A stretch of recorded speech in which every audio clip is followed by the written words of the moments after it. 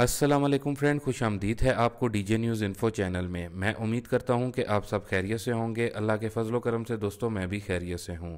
Friends, आज की ये वीडियो इटली में रहने वाले भाइयों के लिए काफ़ी अहम है, क्योंकि काफ़ी सारे हमारे भाई जो इटली में मौजूद हैं, जो कि इटली में सियासी पनाह पर हैं, और वो इस चीज़ से वाकिफ़ भी नहीं हैं कि इटली में रहते हुए सियासी पनाह वाले पेपर्स को कैसे तब्दील किया जा सकता है, और फिर इन सियासी पनाह के पेपर्स को तब्दील करवाने के बाद आप अपने मुल्क पाकिस्तान, इंडिया या फिर बांग्लादेश या फिर जिस भी मुल्क से आपका ताल्लुक़ है कैसे जा सकते हैं।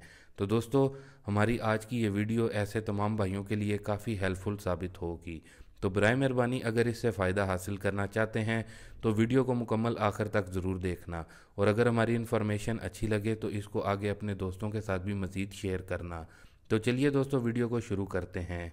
तो दोस्तों, जिनके पास इटली में अजीलो पॉलिटिको या फिर सियासी पनाह के पेपर्स हैं, उनको कैसे तब्दील करवा सकते हैं, और इसको तब्दील करने के लिए हमें कौन से डॉक्यूमेंट्स चाहिए होते हैं, और इसका क्या प्रोसेस होता है।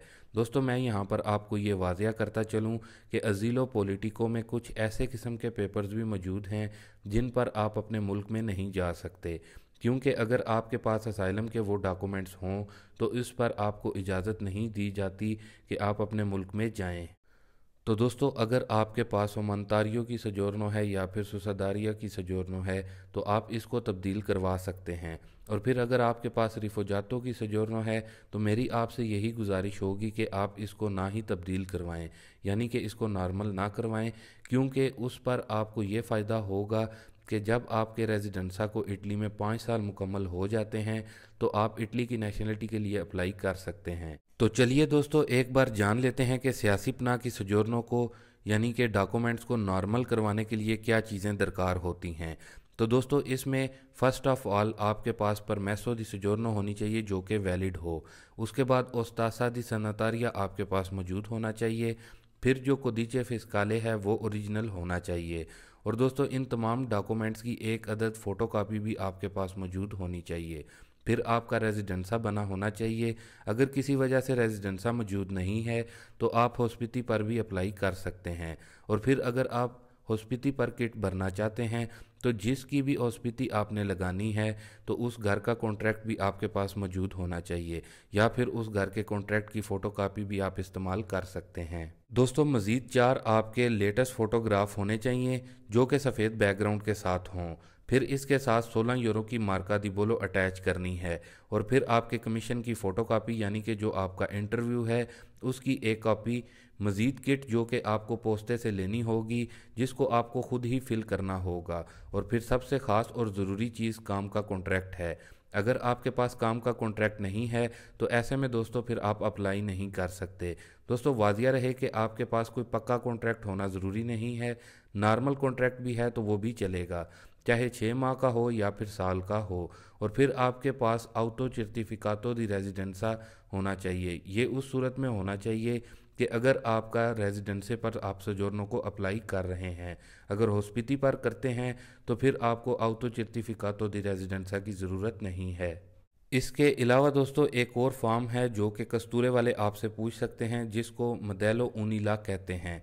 वैसे दोस्तों, ये आपको क्लियर करता चलूँ कि ये कस्तूरे पर डिपेंड करता है, वो मांग भी सकते हैं आपसे और नहीं भी। लेकिन मैं आपको ये बताता चलूँ कि ये आपको वहाँ से मिलेगा जहाँ पर आप काम कर रहे होते हैं। फिर आप जहाँ पर भी काम कर रहे हैं वहाँ की 3 पे स्लिप यानी कि पागा बूस्ता होना चाहिए, यानी कि लास्ट 3 माह की ये पे स्लिप भी होनी चाहिए। और फिर आपके सालाना खुद की कॉपी भी आपको साथ देनी होगी।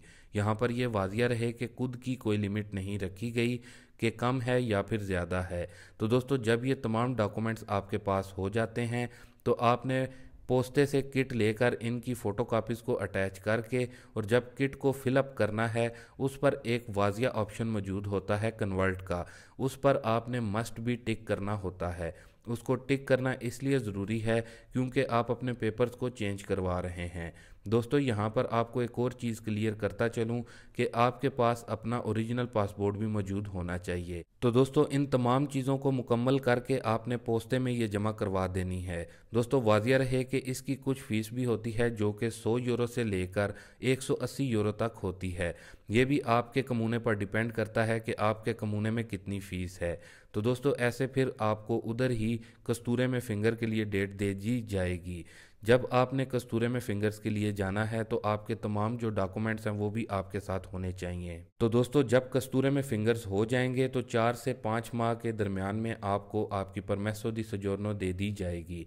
तो दोस्तों ये मुकम्मल तफसील थी कि कैसे आप अपनी सियासी पनाह को यानी कि सियासी पनाह की सजोरनों को नॉर्मल सजोरनों पर कन्वर्ट करवा सकते हैं। मुझे उम्मीद है कि मैंने आपको तमाम तर डॉक्यूमेंट्स बता दिए हैं जिनकी आपको ज़रूरत पड़ सकती है, लेकिन अगर फिर भी कुछ चीज़ रह गई हो तो इसके लिए मैं माज़रत करता हूँ, क्योंकि अपने कमूने पर यह होता है कि वो कौन कौन से डॉक्यूमेंट आपसे मांग लें, क्योंकि हो सकता है कि किसी कमूने में इन डॉक्यूमेंट्स में से ज़रूरत ना भी हो जो मैंने आप लोगों को बताए हैं, और किसी कमूने में उनसे भी ज़्यादा डॉक्यूमेंट वो मांग लें। तो दोस्तों वो जो भी आपसे डॉक्यूमेंट मांगेंगे आपको उनको देने होंगे, लेकिन जो डॉक्यूमेंट्स का मैंने आपको वीडियो में बताया है ये तकरीबन हर जगह काफ़ी ज़रूरी होते हैं। तो दोस्तों इस तरीक़ाकार से आप अपनी सजोरनों को नॉर्मल सजोरनों पर कन्वर्ट करवा सकते हैं और फिर यूरोप समेत पाकिस्तान, इंडिया या फिर जिस भी मुल्क से आपका ताल्लुक़ है वहाँ पर आप जा सकते हैं। तो दोस्तों मैं उम्मीद करता हूँ कि आज की ये इन्फॉर्मेशन भरी वीडियो आपके लिए मददगार साबित हुई होगी। अभी के लिए दें इजाज़त अपने मेज़बान डीजे इन्फो को। मिलते हैं फिर से एक नई वीडियो के साथ, तब तक के लिए दोस्तों अल्लाह हाफिज़।